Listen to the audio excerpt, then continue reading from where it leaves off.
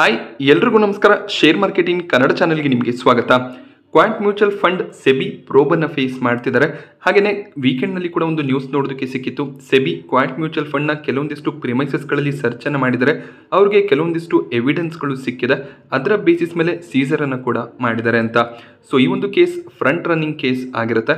ಮೊದಲು front running case ಅಂದರೆ ಏನು ಅದನ್ನು ನಾವು ತಿಳ್ಕೊಳ್ಳೋದಾದರೆ, ಕ್ವಾಂಟ್ ಮ್ಯೂಚುವಲ್ ಫಂಡ್ನ ಕೆಲವೊಂದಿಷ್ಟು ಮ್ಯಾನೇಜರ್ಸ್ಗಳು, ಬ್ರೋಕರ್ಸ್ಗಳು, ಡೀಲರ್ಸ್ಗಳು ಮಾರ್ಕೆಟ್ನಲ್ಲಿ ಲಾರ್ಜ್ ಡೀಲ್ಸ್ ಅಥವಾ ಬ್ಲಾಕ್ ಡೀಲ್ಸ್ ಏನಾಗುತ್ತೆ ಅದರ ಬಗ್ಗೆ ಮೊದಲೇ ಇನ್ಫಾರ್ಮೇಷನನ್ನು ಕಲೆಕ್ಟ್ ಮಾಡ್ತಿದ್ರು. ಇನ್ಸೈಡರ್ ಇನ್ಫಾರ್ಮೇಷನನ್ನು ಕಲೆಕ್ಟ್ ಮಾಡಿ ಆ ಪರ್ಟಿಕ್ಯುಲರ್ ಸ್ಟಾಕ್ಗಳಲ್ಲಿ ಇವರು ಕೂಡ ಆರ್ಡರ್ಗಳನ್ನು ಪ್ಲೇಸ್ ಮಾಡ್ತಿದ್ರು. ಹಾಗೆಯೇ ಆ ಸ್ಟಾಕ್ಸ್ಗಳನ್ನು ತಮ್ಮ ಒಂದು ಪೋರ್ಟ್ಫೋಲಿಯೋಗೆ ಆ್ಯಡ್ ಮಾಡ್ಕೋತಿದ್ರು. ಸೊ ಈ ರೀತಿಯ ಒಂದು ಇಲ್ಲೀಗಲ್ ಪ್ರಾಕ್ಟೀಸನ್ನು ಫಾಲೋ ಮಾಡಿ ಕ್ವಾಂಟ್ ಮ್ಯೂಚುವಲ್ ಫಂಡ್ ಒಳ್ಳೆ ಒಂದು ರಿಟರ್ನ್ಸನ್ನು ಜನರೇಟ್ ಮಾಡೋ ರೀತಿಯಲ್ಲಿ ಮಾಡ್ತಿದ್ರು. ಇದು ಸೆಬಿಯ ರೂಲ್ನ ಅಗೇನ್ಸ್ಟ್ ಆಗಿರುತ್ತೆ. ಆದ್ರಿಂದ ಸೆಬಿ ಇಲ್ಲಿ ಪ್ರೋಬನ್ನು ಮಾಡ್ತಾ ಇದ್ದಾರೆ. ಸೊ ಸೆಬಿಯ ಈ ಒಂದು ಪ್ರೋಬ್ನಿಂದ ಏನಾದರೂ ಪ್ರಾಬ್ಲಮ್ಸ್ ಆಗುತ್ತಾ? ಕ್ವಾಂಟ್ ಮ್ಯೂಚುವಲ್ ಫಂಡ್ನಲ್ಲಿ ನಾವು ಇನ್ವೆಸ್ಟ್ಮೆಂಟನ್ನು ಮಾಡಿದರೆ ಯಾವ ರೀತಿಯ ಡಿಸಿಷನ್ಸ್ಗಳನ್ನು ತಗೋಬೇಕು ಅದನ್ನು ಈ ಒಂದು ವಿಡಿಯೋದಲ್ಲಿ ನಾನು ನಿಮಗೆ ಕ್ಲಿಯರ್ ಮಾಡ್ತೀನಿ. ಹಾಗೆ ಕ್ವಾಂಟ್ ಮ್ಯೂಚುವಲ್ ಫಂಡ್ ಯಾವೆಲ್ಲ ಪರ್ಟಿಕ್ಯುಲರ್ ಸ್ಟಾಕ್ಗಳಲ್ಲಿ ಆರ್ಡರ್ಗಳನ್ನು ಪ್ಲೇಸ್ ಮಾಡ್ತಿದ್ರು ಆ ಒಂದು ಇನ್ಫಾರ್ಮೇಷನನ್ನು ಕೂಡ ಥರ್ಡ್ ಪಾರ್ಟಿಗಳಿಗೆ ಕೊಡ್ತಾ ಇದ್ರು. ಅದು ಕೂಡ ಸೆಬಿಯ ರೂಲ್ನ ಅಗೇನ್ಸ್ಟ್ ಆಗಿರುತ್ತೆ. ಸೊ ಈ ರೀತಿಯಲ್ಲಿ ಅನ್ವಾಂಟೆಡ್ ಪ್ರಾಕ್ಟೀಸ್ಗಳನ್ನು ಮಾಡ್ತಿದ್ದರಿಂದ ಕ್ವಾಂಟ್ ಮ್ಯೂಚುವಲ್ ಫಂಡ್ ಈಗ ಒಂದು ಸ್ಟ್ರಿಕ್ಟ್ ಆ್ಯಕ್ಷನನ್ನು ಎಕ್ಸ್ಪೆಕ್ಟ್ ಮಾಡ್ತಿದೆ. ಹಾಗೆಯೇ AMC ಕ್ಲಾರಿಫಿಕೇಶನನ್ನು ಕೂಡ ಕೊಟ್ಟಿದ್ದಾರೆ. ಸೆಬಿ ಯಾವೆಲ್ಲ ಡಾಕ್ಯುಮೆಂಟ್ಸ್ಗಳನ್ನು ಕೇಳ್ತಾರೆ, ಏನು ನೆಸೆಸರಿ ಸಪೋರ್ಟ್ ಬೇಕಾಗುತ್ತೆ ಅದನ್ನು ನಾವು ಸೆಬಿಗೆ ಪ್ರೊವೈಡ್ ಮಾಡ್ತೀವಿ ಅಂತ ಹೇಳಿದ್ದಾರೆ. ಸೊ ಈಗ ಸೆಬಿ ಕಡೆಯಿಂದ ಇನ್ವೆಸ್ಟಿಗೇಷನ್ ಸ್ಟಾರ್ಟ್ ಆಗಿದೆ. ನೋಡಬೇಕಾಗುತ್ತೆ ಕ್ವಾಂಟ್ ಮ್ಯೂಚುವಲ್ ಫಂಡ್ನ ಮೇಲೆ ಯಾವ ರೀತಿಯ ಆ್ಯಕ್ಷನ್ಸನ್ನು ಸೆಬಿ ತಗೋತಾರೆ ಅಂತ. ಕ್ವಾಂಟ್ ಮ್ಯೂಚುವಲ್ ಫಂಡ್ನ ಹಿಸ್ಟ್ರಿಯನ್ನು ಅಬ್ಸರ್ವ್ ಮಾಡಿದಾಗ 2017ರಲ್ಲಿ ಸಂದೀಪ್ ತಂಡನವರು ಈ ಒಂದು AMCಯನ್ನು ಸ್ಟಾರ್ಟ್ ಮಾಡಿದ್ರು.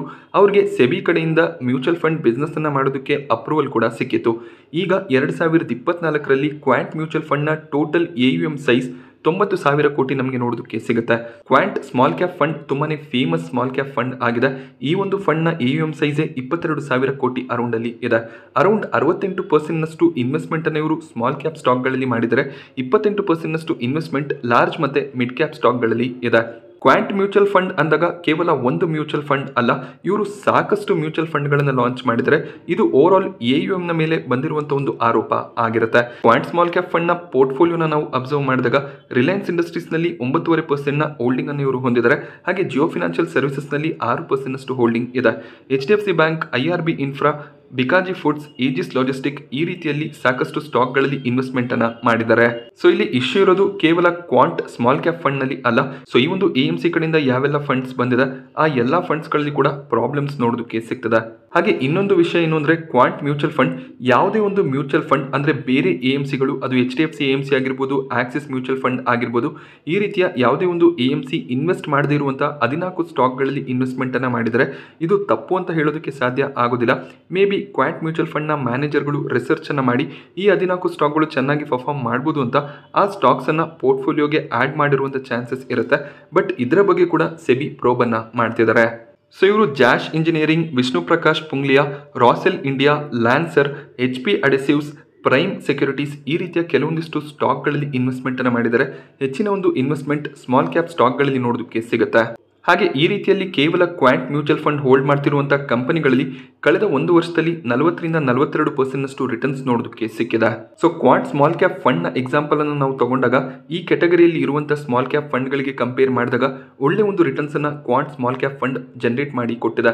2020 ಮಾರ್ಚ್ನಲ್ಲಿ ಕೋವಿಡ್ ಕ್ರ್ಯಾಶ್ ಬಂದಾಗ ಕ್ವಾಂಟ್ ಸ್ಮಾಲ್ ಕ್ಯಾಪ್ ಫಂಡ್ನ NAV ವ್ಯಾಲ್ಯೂ 34 ನೋಡೋದಕ್ಕೆ ಸಿಕ್ತಿತ್ತು. NAV ವ್ಯಾಲ್ಯೂ ಅಂದಾಗ ನಾವು ಪರ್ಟಿಕ್ಯುಲರ್ ಕಂಪನಿಯಲ್ಲಿ ಇನ್ವೆಸ್ಟ್ಮೆಂಟನ್ನು ಮಾಡಿದಾಗ ಆ ಕಂಪನಿಯ ಸ್ಟಾಕ್ ಪ್ರೈಸನ್ನು ಅಬ್ಸರ್ವ್ ಮಾಡ್ತೀವಿ.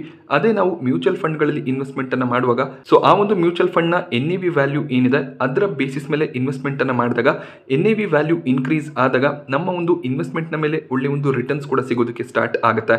ಸೊ ಆ ಒಂದು ಪರ್ಟಿಕ್ಯುಲರ್ ಮ್ಯೂಚುವಲ್ ಫಂಡ್ನ ಪ್ರೈಸ್ ಆಗಿರುತ್ತೆ NAV ವ್ಯಾಲ್ಯೂ. NAV ಇನ್ಕ್ರೀಸ್ ಆದಾಗೆಲ್ಲ ನಮಗೆ ರಿಟರ್ನ್ಸ್ ಕೂಡ ಜಾಸ್ತಿ ಬರ್ತಿರುತ್ತೆ. ಸೊ ಈ ಒಂದು NAVಯನ್ನು ನೀವು ಅಬ್ಸರ್ವ್ ಮಾಡಿದಾಗ ತುಂಬಾನೇ ಜಂಪ್ ನಮಗೆ NAVಯಲ್ಲಿ ನೋಡೋದಕ್ಕೆ ಸಿಗ್ತದೆ.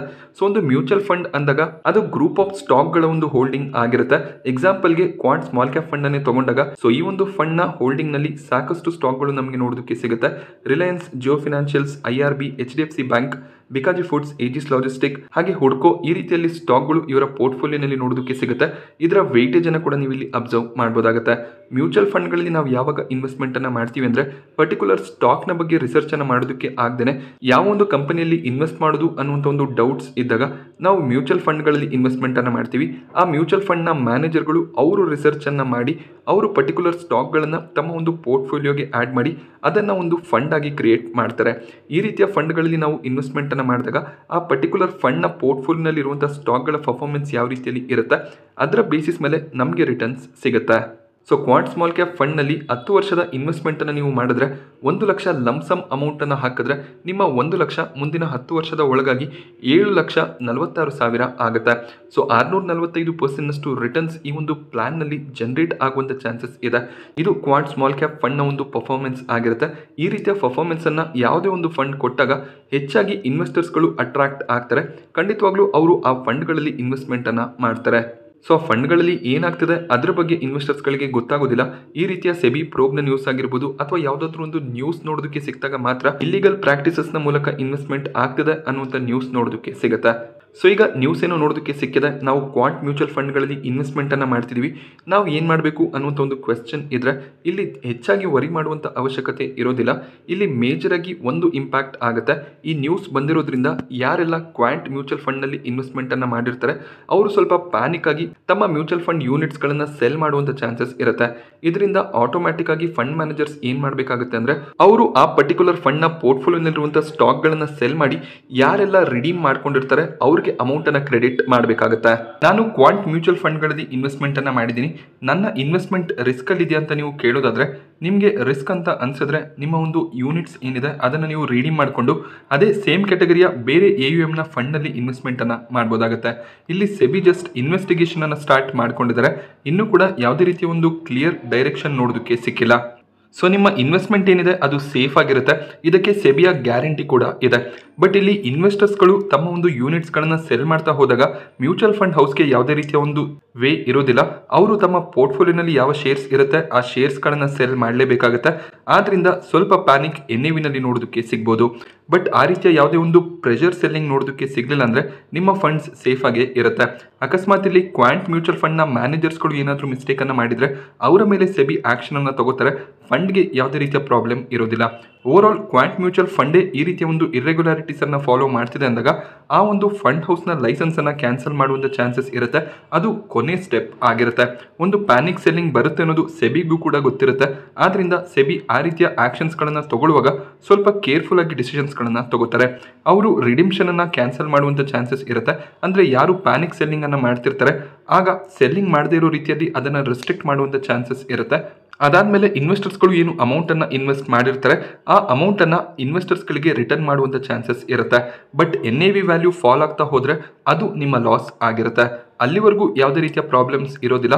ಹಾಗೆ ನಾವು ಮಾರ್ಕೆಟ್ನಲ್ಲಿ ಇನ್ವೆಸ್ಟ್ಮೆಂಟನ್ನು ಮಾಡುವಾಗ ಅಥವಾ ಮ್ಯೂಚುವಲ್ ಫಂಡ್ಗಳಲ್ಲಿ ಇನ್ವೆಸ್ಟ್ಮೆಂಟನ್ನು ಮಾಡುವಾಗ investments are subject to market risk ಅನ್ನುವಂಥ ಒಂದು ಕಂಡೀಷನ್ ಇರುತ್ತೆ. ಸೊ ಈ ಒಂದು ಸೆಬಿಯ ಪ್ರೋಬ್ ಏನಿದೆ ಅದೇ ರೀತಿಯ ಒಂದು ಕಂಡೀಷನ್ ಆಗಿದೆ. ಈ ರೀತಿಯ ಒಂದು ಅನ್ಸರ್ಟಿನಿಟೀಸ್ ಮಾರ್ಕೆಟ್ನಲ್ಲಿ ಬಂದಾಗ ನಮ್ಮ ಇನ್ವೆಸ್ಟ್ಮೆಂಟ್ನಲ್ಲಿ ಸ್ವಲ್ಪ ಅಮೌಂಟ್ ಲಾಸ್ ಆಗುವಂಥ ಚಾನ್ಸಸ್ ಇರುತ್ತೆ. ಸೊ ನಿಮಗೆ ರಿಸ್ಕ್ ಅಂತ ಅನಿಸಿದ್ರೆ ಖಂಡಿತವಾಗ್ಲೂ ನೀವು ನಿಮ್ಮ ಒಂದು ಮ್ಯೂಚುವಲ್ ಫಂಡ್ ಯೂನಿಟ್ಸ್ಗಳನ್ನು ಸೆಲ್ ಮಾಡಿ ಬೇರೆ ಒಂದು ಫಂಡ್ನಲ್ಲಿ ಇನ್ವೆಸ್ಟ್ ಮಾಡ್ಬೋದಾಗುತ್ತೆ. ಕ್ವಾಂಟ್ ಮ್ಯೂಚುವಲ್ ಫಂಡ್ ಒಳ್ಳೆ ಒಂದು ರಿಟರ್ನ್ಸನ್ನು ಜನರೇಟ್ ಮಾಡಿ ಕೊಟ್ಟಿದೆ. ಸೊ ಅವರು ಯಾವುದೇ ರೀತಿಯ ಒಂದು ಇರ್ರೆಗ್ಯುಲರ್ ಪ್ರಾಕ್ಟೀಸಸ್ ಅನ್ನ ಮಾಡಿಲ್ಲ ಅನ್ನುವಂಥ ಒಂದು ಔಟ್ಕಮ್ ಸೆಬಿ ಕಡೆಯಿಂದ ಬಂದ್ರೆ ಫಂಡ್ಗಳಲ್ಲಿ ಯಾವುದೇ ರೀತಿಯ ಪ್ರಾಬ್ಲಮ್ಸ್ ಆಗೋದಿಲ್ಲ. ಸೊ ಡಿಸಿಷನ್ ಕಂಪ್ಲೀಟ್ ನಿಮ್ದೇ ಆಗಿರುತ್ತೆ. ಸೊ ನೀವು ಕ್ವಾಂಟ್ ಮ್ಯೂಚುವಲ್ ಫಂಡ್ಗಳನ್ನ ಸೆಲ್ ಮಾಡೋದಕ್ಕೆ ಈಗ ಯಾವುದೇ ರೀತಿಯ ರೆಸ್ಟ್ರಿಕ್ಷನ್ಸ್ ಇಲ್ಲ. ನಿಮಗೆ ಪ್ರೆಷರ್ ಅಂತ ಅನ್ಸಿದ್ರೆ ಅಥವಾ ರಿಸ್ಕ್ ಅಂತ ಅನ್ಸಿದ್ರೆ ಖಂಡಿತವಾಗ್ಲೂ ನೀವು ಸೆಲ್ ಮಾಡಿ ನಿಮ್ಮ ಒಂದು ಅಮೌಂಟ್ ಅನ್ನ ತಗೋಬಹುದಾಗುತ್ತೆ.